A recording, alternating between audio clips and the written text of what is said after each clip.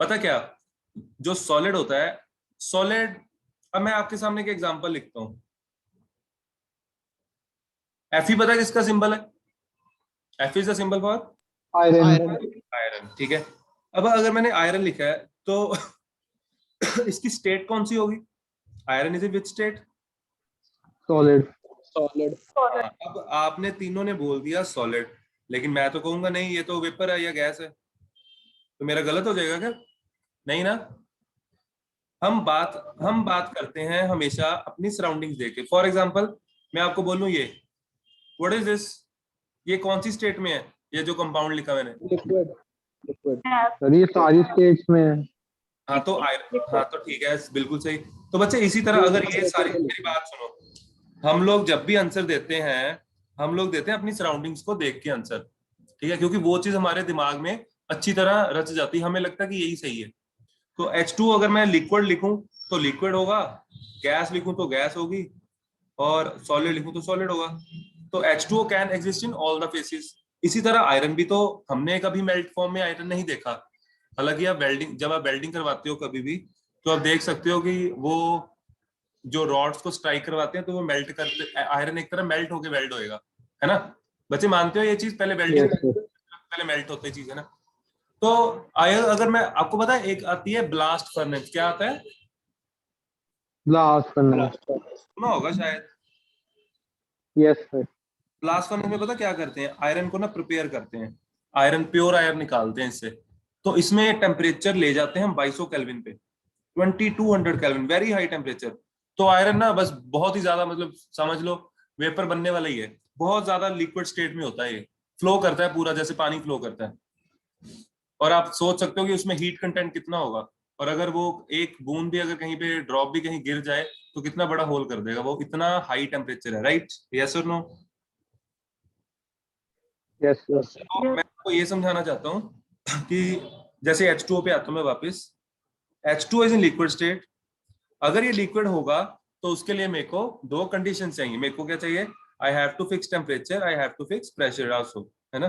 तो अगर मैं बोलूं कि रूम टेम्परेचर मान लो 25, जैसे अभी मान लो 25 डिग्री टेम्परेचर है, तो मैं आपसे पूछूं 25 degree Celsius and 1 atmosphere pressure, इस टेम्परेचर पे H2O किस स्टेट में होगा? तब आप बोलोगे sir that it will be in liquid state. आई बात समझ? Yes sir. भाई, यस सर। अगर मान लो मैं टेम्परेचर 100 कर देता हूँ तो ये तो गैस बन जाएगी ना? हाँ जी सर। हाँ, 100 पे तो ये गैस बन जाएगी, प्रेशर सेम रख लो। टेम्परेचर अगर तो ये सारी चीजें डिपेंड करती हैं किस पे? टेम्परेचर, प्रेशर पे, स्टेट्स। Temperature and.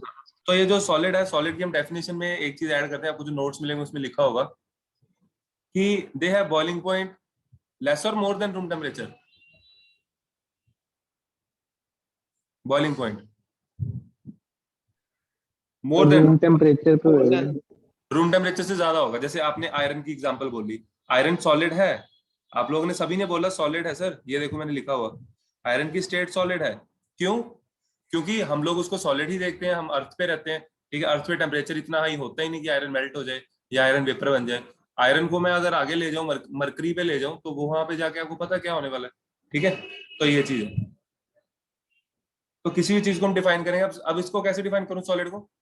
यहाँ पे जो चीज हमें सॉलिड दिखाई दे रही है अर्थ पे, तो इसका मतलब उसका बॉइलिंग पॉइंट रूम टेम्परेचर से ज्यादा होगा, बहुत ज्यादा होगा, उसका मेल्टिंग पॉइंट।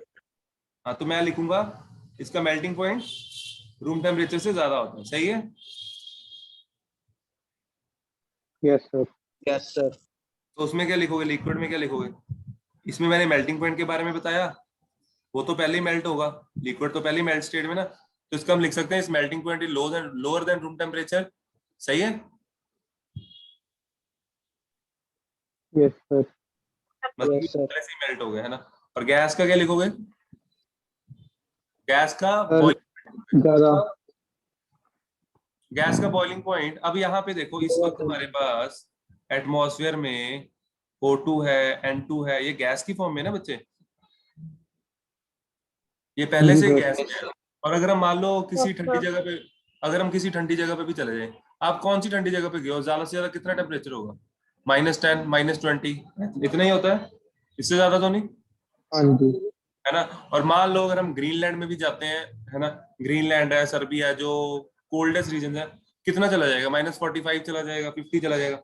लेकिन वहां पे भी तो ऑक्सीजन गैस फॉर्म में ही होती है, मानते हो? वहां पे हाँ भी जी सर। दो गैस Yes, sir. ना। तो इसका मतलब ये हुआ, इसका जो बच्चे बॉइलिंग पॉइंट होता है, that is very very less than room temperature, या very very less than earth temperature. Earth का एवरेज टेम्परेचर से बहुत कम होगा। नहीं तो ऐसे तो चलती फिरती ऑक्सीजन गैस हवा में घूम रही है और वो लिक्विफाई हो जाएगी, तब तो सारी ह्यूमैनिटी खत्म हो जाएगी। आगे बात समझ, चलूं हाँ आगे? जी सर। अभी हाँ मैंने सिर्फ आपको एक क्लासिफिकेशन समझाई है, दैट इज फिजिकल क्लासिफिकेशन। इसको थोड़ा सा मैं केमिस्ट्री के वे में समझाया आपको। हम लोग सिंपल इसको आगे चल सकते थे जनरल डिस्कशन करके कि सॉलिड होता है, इसकी फिक्स शेप है, फिक्स वॉल्यूम है, हमें उन चीजों से आगे बढ़ना, राइट? चलूं आगे बच्चे? अब हम आएंगे इस पे, मैं दोबारा लिख देता हूँ, वो भर गया था सारा। Matter, physical, chemical. केमिकल में क्या होगा? प्योर सब्सटेंस और मिक्सचर्स। प्योर प्योर सब्सटेंस में फर्दर एलिमेंट, कंपाउंड। ठीक है बच्चे? अब हम सबसे पहले प्योर सब्सटेंस होता है जो अपनी आइडेंटिटी लूज नहीं करता मतलब कि जो सिंगल रहता है, ठीक है। फॉर एग्जांपल एलिमेंट, एलिमेंट में सबसे पहले मेरे को बताओ एलिमेंट की एग्जांपल देना, एक मैं दे देता हूँ। सोडियम, हाँ, सोडियम मैंने बोल दिया, और बोलो। Iron, okay, copper, calcium, hydrogen. कौन सा? Calcium, magnesium. मैग्नीशियम, वो सारी एग्जांपल्स आ गई। ठीक है, ठीक है, ये सारे आपने मेटल्स बोल दिए। क्या मैं इसमें H2 लिख सकता हूँ? Yes sir. वो कंपाउंड है, H2, O2, N2, ये इधर लिख सकते हैं एलिमेंट्स में? नहीं सर, ये तो नहीं सर। नहीं सर, 2 हो गए। मेरी बात ना बच्चे बिल्कुल ध्यान से सुनना, ये एलिमेंट्स ही हैं, जो भी सिंगल सिंगल सेम जुड़े होते हैं ना आपस में, वो एलिमेंट ही कहलाएंगे, ठीक है। लेकिन ये मॉलिक्यूलर फॉर्म में है। एलिमेंट किस फॉर्म में है? मॉलिक्यूलर फॉर्म में। But it is not a compound. Compound होता है when two different atoms, two or more different atoms join together. For example, CO2, H2O, H2S, या ग्लूकोज C6H12O6। तो ये होता है बेसिक फर्क, डिफरेंस एलिमेंट और कंपाउंड में। बात समझ आई? इसमें हमेशा सिंगल होगा, या तो वो इंडिपेंडेंट एग्जिस्ट कर रहा है एटम की फॉर्म में, या वो जैसे ये एटॉमिक स्टेट में एग्जिस्ट करता है, या वो मॉलिक्यूलर स्टेट में एग्जिस्ट करेगा। लेकिन वो ये molecule, this is molecule of element and this is molecule of compound. Compound. हाँ, ये फर्क होता है। आया बेसिक डिफरेंस समझ? चलो बच्चे आगे। हाँ जी सर। हाँ जी sir. Okay, compounds are further of two types. कौन कौन सी?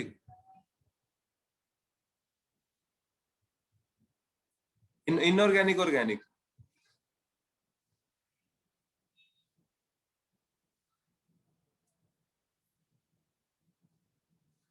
इनऑर्गेनिक में पता क्या होता है? इनऑर्गेनिक में होता है जो नॉन लिविंग ऑर्गेनिज्म से, नॉन लिविंग से बनते हैं ना। फॉर एग्जांपल कोई भी कंपाउंड, जैसे कैल्शियम सल्फेट ले लिया, कैल्शियम क्लोराइड ले लिया, ये। और सर? ऑर्गेनिक में, हाँ जी बच्चे। सर इनऑर्गेनिक में बेसिकली जिसमें कार्बन और हाइड्रोजन नहीं होते। हाँ बिल्कुल सही, बिल्कुल सही। ऑर्गेनिक कंपाउंड होंगे जिसमें कार्बन हाइड्रोजन होगा ही होगा। Very good. फॉर एग्जांपल जैसे ग्लूकोज हो गया, है ना। आया समझ? हाँ यस। जी sir. These are organic compounds, right. चलो अब मैं आगे चलता हूँ मिक्सचर पे। सर जो से ऑर्गेनिक कंपाउंड्स हुए वो बाय नेचर में फाउंड होते हैं कि बनते भी हैं? हाँ, वेरी गुड क्वेश्चन। ये ना आपका 11th चैप्टर है, some basic concepts of organic chemistry. उसमें हम पढ़ते हैं कि एक केमिस्ट था वूलर, उसका नाम था वूलर।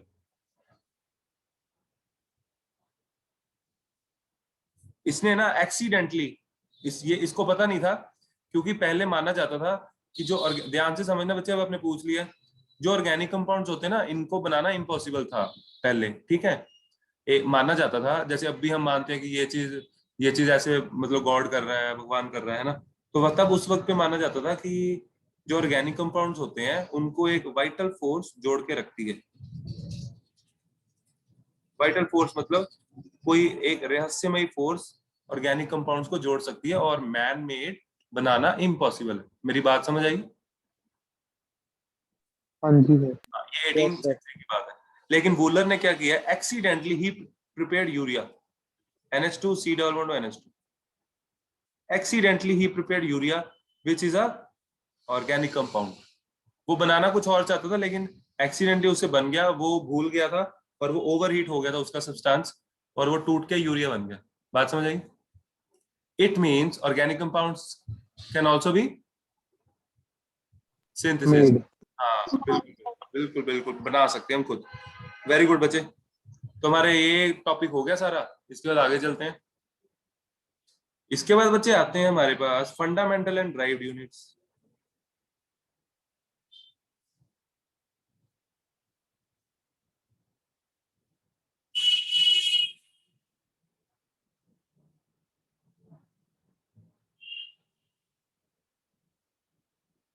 फिजिक्स कर रहे हो आप? सर अभी नहीं शुरू करी है।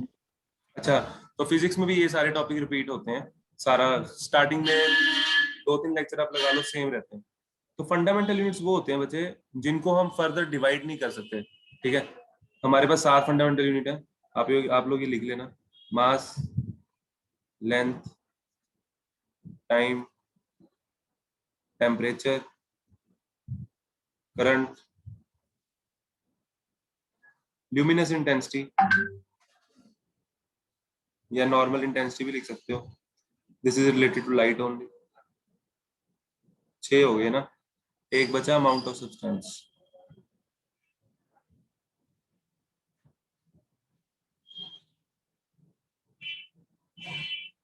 आ गया बच्चे समझ?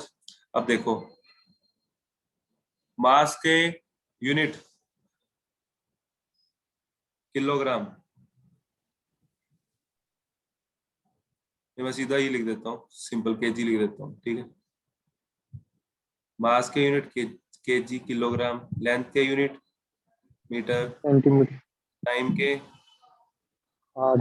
हाँ टाइम के ना, ये है सारे SI यूनिट्स, सिस्टम इंटरनेशनल। ठीक है सर। हाँ ये इंटरनेशनली एक्सेप्ट किए गए यूनिट्स हैं। तो यहाँ पे हम सेकंड लेंगे, टाइम लेंगे सेकंड में। जैसे आपको पता है फॉरेन में क्या है, US में क्या है, जैसे पाउंड्स लेते हैं ना, लैब्स लेते हैं, अलग अलग यूनिट लेते हैं ना।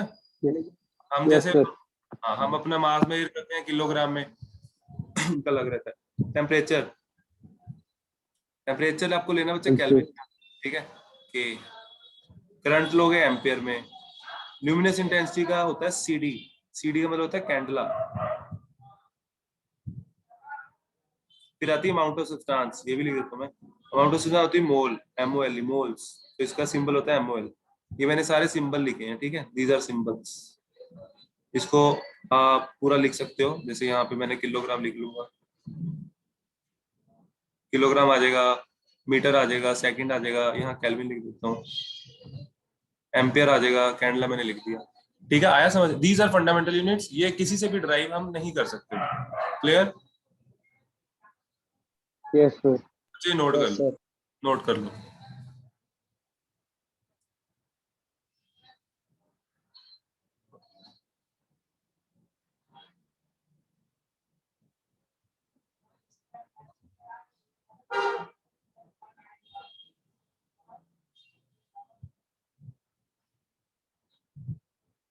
हाँ जी, चलूं आगे? हाँ जी सर। हाँ जी। चलो,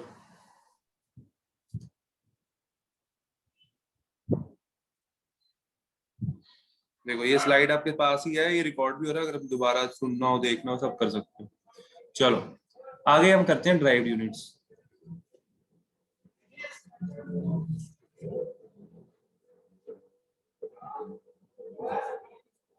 ड्राइव्ड यूनिट में सबसे पहले सबसे छोटी चीज एरिया। एरिया का फॉर्मूला कोई भी लिख लो, लेंथ इंटू ब्रेड्थ लिख लो, A² लिख लो, क्यूब का S का लिख लो, स्क्वायर का लिख लो, चाहे रेक्टेंगल का, चाहे ट्रायंगल का, लेकिन एक चीज तो कंफर्म है कि लेंथ इनटू ब्रेड्थ तो होएगा ही होएगा, है ना। लेंथ के यूनिट मीटर, एरिया के भी मीटर, तो यूनिट्स क्या आ गए, मीटर स्क्वायर। बात समझ आई। Metre square. Volume, volume a cube लिख लो या length into breadth into height लिख लो, आपकी मर्जी है, लेकिन रहेगा तो मीटर इंटू मीटर ही ना।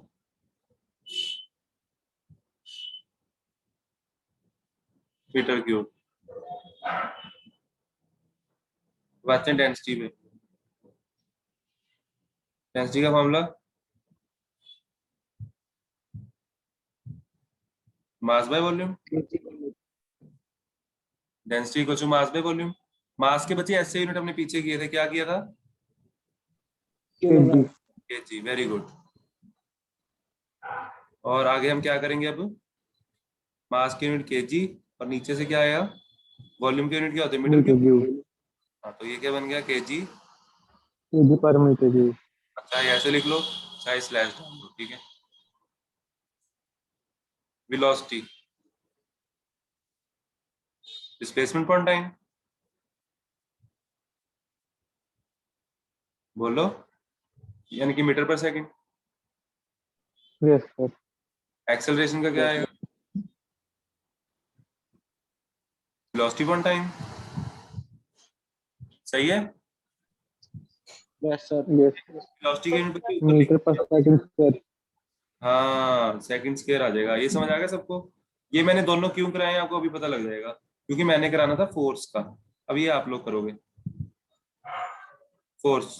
आप लोग सोचोगे भी, ट्राई भी करोगे, फिर मेरे को बताओ। Take a minute and try.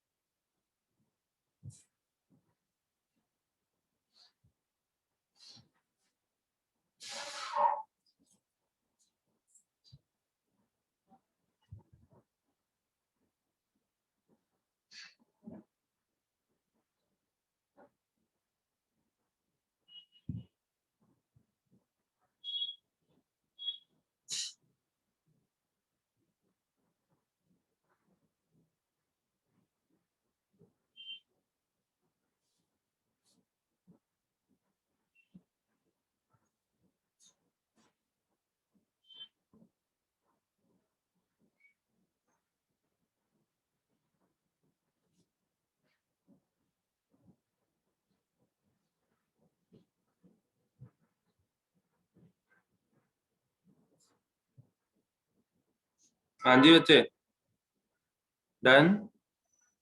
ढूंढ तो नहीं रहे कहीं पे।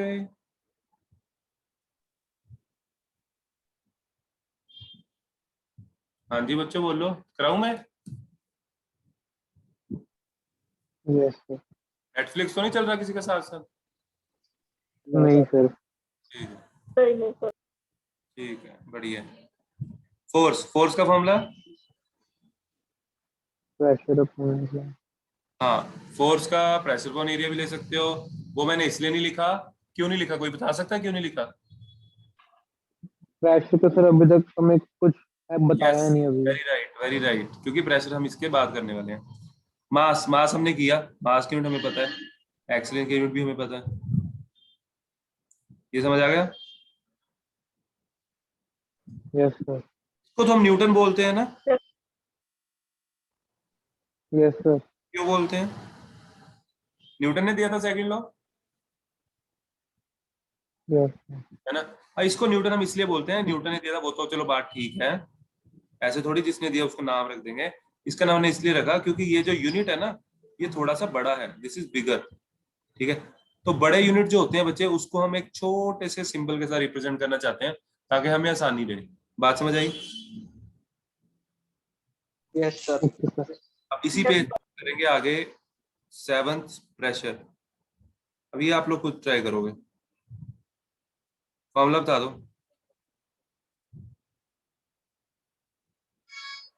Force into area.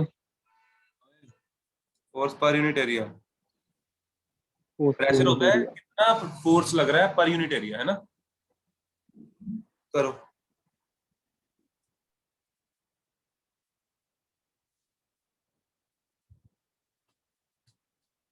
Sir newton metre square. Newton per metre. Very good, very good, बहुत अच्छे। अब देखो मेरी बात सुनो, सही है, न्यूटन ऊपर से आ गया और नीचे से मीटर स्क्वायर आ गया, ये भी सही है। अब ध्यान से सुनो, अगर मैं ऐसे लिखूं केजी मीटर पर सेकंड स्क्वायर और नीचे से आया मीटर स्क्वायर, ये किसने किया? ऐसे किया किसी ने? क्या सबने यही किया है? पहले वाला दोनों ही किए हैं। दोनों ही किया, तो दूसरा क्या आ गया? केजी मीटर माइनस 1 आ मीटर जाएगा, रेज़ टू पावर 4। ये आ जाएगा बच्चे, सही है। Yes sir. हाँ जी सर। तो इसको और क्या बोलते हैं? प्रेशर के और भी होते हैं यूनिट, पता है? पास्कल। हाँ, तो न्यूटन पर मीटर स्क्वायर को और क्या बोलना है? पास्कल। और प्रेशर के और बहुत से यूनिट होते हैं, वो हम करेंगे धीरे धीरे, जैसे कि atmosphere, mm of hg, torr, bar, ठीक है, वो बाद में कराऊंगा। चलो आगे। Yes sir. चलो इसके बाद बच्चे एक टर्म थी, मान लो मेरा वेट 80 है, या तुम में से किसी का वेट है, ठीक है, सही है गलत है कोई 80 किलो केजी वाला? नहीं सर। Very good. अच्छा मेरी बात सुनो, 80 मैंने लिख दिया, मैंने अभी इसके आगे कुछ नहीं लगाया, इसका मतलब क्या है? ये किसी का वेट है, क्या मैंने सही लिखा है? अब देखो नो जब तक, सर। नहीं सर तो यूनिट पता ही नहीं। नहीं सर, लेकिन आपने यूनिट नहीं लिखे। हाँ यूनिट लिखे तो कोई भी चीज किसी का भी बताने के लिए क्या चाहिए होता है, जैसे लेंथ मेजर करनी है, तो मान लो ये 20 है लेंथ, तो 20 के आगे भी कुछ बताना पड़ेगा ना, तो दो चीजें डिसाइड करती है, न्यूमेरिकल वैल्यू और यूनिट, ये दोनों चीजें बतानी जरूरी हैं। Clear? Yes sir. Yes sir. चलो गुड। आगे हम कुछ थोड़े से प्रीफिक्सेस करते हैं,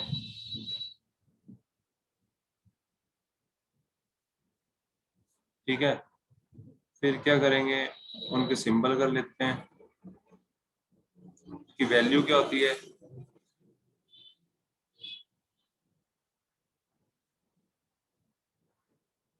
प्रीफिक्सेस, 10⁻⁻1 को क्या बोलेंगे? 0.1। ओए शाबाश, इसको बोलते हैं डेसी। क्या बोलते हैं? डेसी। डेसी। डेसी का सिंबल होता है ये। इसमें मैं ना आपको बहुत, चलो पहले मैं आपसे पूछ ही लेता हूँ, फिर आपको ये ज्यादा अच्छा समझ आएगा। मेरे को बताना, 1 सेंटीमीटर में कितने मीटर होते हैं?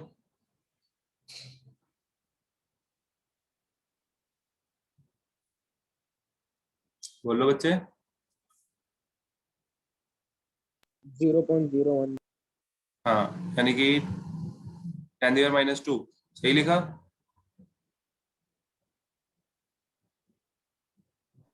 यस यही होता सर। है बच्चे। यस अब कोई सर। भी कोई बताएगा कि ये क्यों होते हैं? हमने ये जानना है, ये क्यों होते हैं भाई, 10⁻³ क्यों नहीं होता? अब वो मैं समझाऊंगा, देखो ये जो सी है ना, इसका मतलब होता है, सेंटी का मतलब ही 10⁻² होता है। ये चीजें आपको आज पता लगेंगी डिटेल में। अब मेरी बात समझना ध्यान से, मान लो 1 सेंटीमीटर में कितने मीटर है, मेरे को नहीं पता, मैंने लिखा x, मेरे को c पता है, मैं यहाँ c की वैल्यू पुट कर दूंगा 10⁻², x metre, metre will get cancel out, x आ गया। बात समझ आई? ये क्या हो रहा है ये आपको अभी सर समझ, सेंटी की वैल्यू ये 10⁻², आई कैसे? ये बच्चे हमने प्रीफिक्सेस खुद सपोज किए हुए हैं कि 10⁻⁻1 को डेसी लिया और 10⁻² को सेंटी लिया, और उसके बाद आगे जैसे 10⁻³ होता तो मिली लेते हैं, 10⁻⁴ हो तो -4 हम लेते ही नहीं, उसमें हम लेते हैं -6, क्या लेते हैं? -6, -6 इज माइक्रो, माइक्रो, और उसके बाद 10⁻⁹, 10⁻⁹ क्या होता है? ये हमने सारी टर्म सुनी हुई है, नैनो, 10⁻⁻, दैट इज एंगस्ट्रॉम।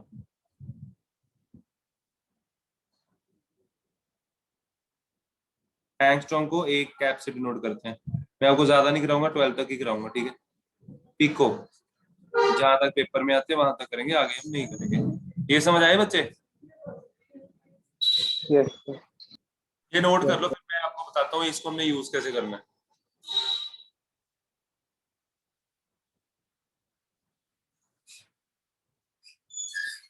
तो जैसे अपने पास डेकामीटर है तो सर उसको फिर कैसे करेंगे? कौन सा बच्चे? और डेकामीटर।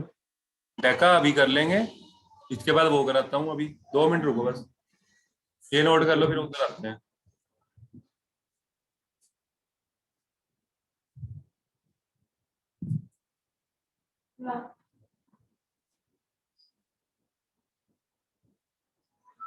चले आगे, कर लिया था नोट? हाँ जी सर। हाँ जी हाँ सर। जी सर। ठीक है बच्चे, गुड। अब 10 की पावर 1, 10 की पावर 2, 10 की पावर 3, 10 की पावर 6, 10 की पावर 9, बहुत।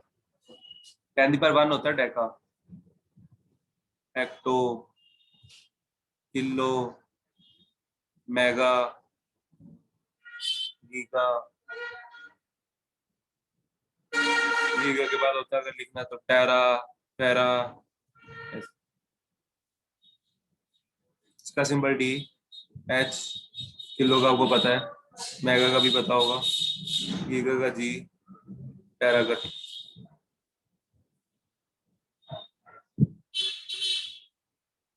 ये लिख लो, फिर हम यूनिट्स करते हैं।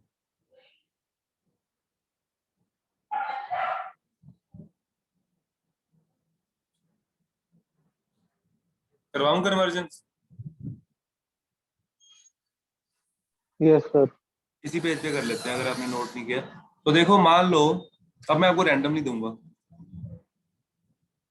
इसको नैनोमीटर में करो।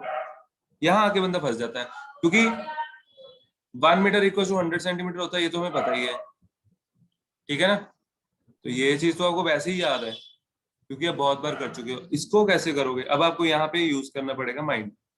मैं और लिख देता हूँ, for example 1 micrometre equal to how many centimetre, x centimetre. ये दोनों चीजें कर दो बस।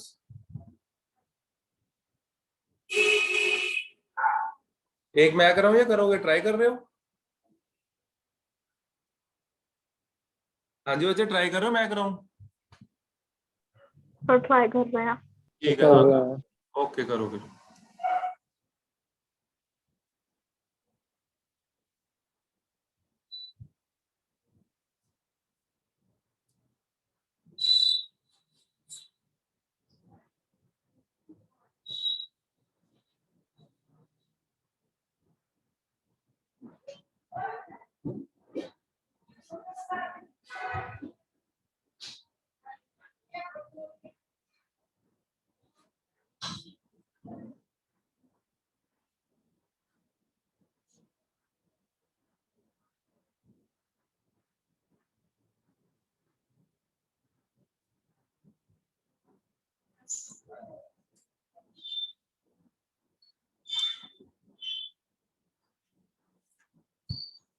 हाँ जी, बोलो आंसर।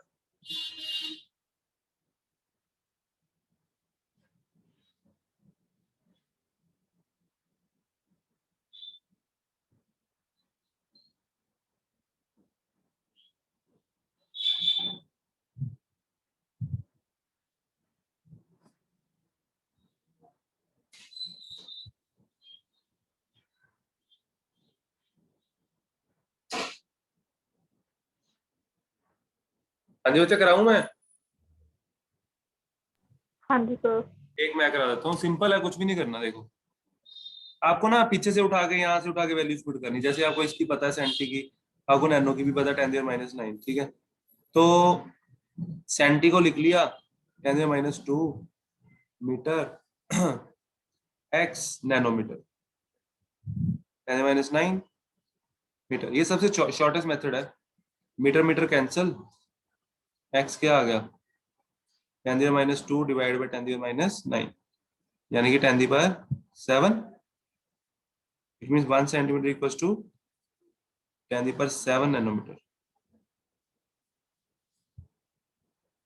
ये देखो, इसको हम प्रूव भी कर सकते हैं। सेंटी क्या होता है? 10⁻² इक्वल्स टू ये क्या 10⁻⁷, नैनो क्या होता है 10⁻⁹। तो देखो 10⁻⁻2 इक्वल टू 10⁻2 आ गया ना। बात समझ आई बच्चे क्या समझा रहा हूँ? यस हाँ जी सर। Very good. अब नेक्स्ट वाला ट्राई करो। 10⁻⁻1 1 माइक्रोमीटर नहीं, सेंटीमीटर में है बच्चे, -1 नहीं आएगा, कुछ और आएगा। सेंटीमीटर। क्या था 1 micrometre equal to dash centimetre, है ना। माइक्रो क्या होता है बोलना, 10⁻⁻⁻⁶। और सेंटी क्या होता है 10⁻⁻। 10⁻²। हाँ तो x क्या आ गया, मीटर कैंसिल, 8। x क्या आ गया 10⁻⁻4 आ गया। Yes sir. It means 1 micrometre. अब देखो माइक्रो जो होता है छोटा यूनिट होता है ना, micro is smaller than centi. तो 1 माइक्रोमीटर में कम ही होना चाहिए, सेंटीमीटर कम होना चाहिए ना, तो कमी तो है। आया समझ बच्चे? हाँ जी सर। तो यस ये सर। था बच्चे आपका फर्स्ट लेक्चर। कल ना मैं आपको आगे कराऊंगा, कल या जब भी आपकी क्लास में मैं आपको नोट्स भेजूंगा। आप लोग नोट्स एक बार लिखोगे, कैसे करोगे नोट्स? सर लिख लेंगे। चलो ठीक है, मैं भेजता हूँ, देखते हैं आपकी डेडिकेशन चेक करते हैं फिर, ठीक है। चलो ठीक है बच्चे, okay bye. Okay bye. Thank you sir. Thank you, sir. Thank you sir. Okay बच्चे, वेलकम।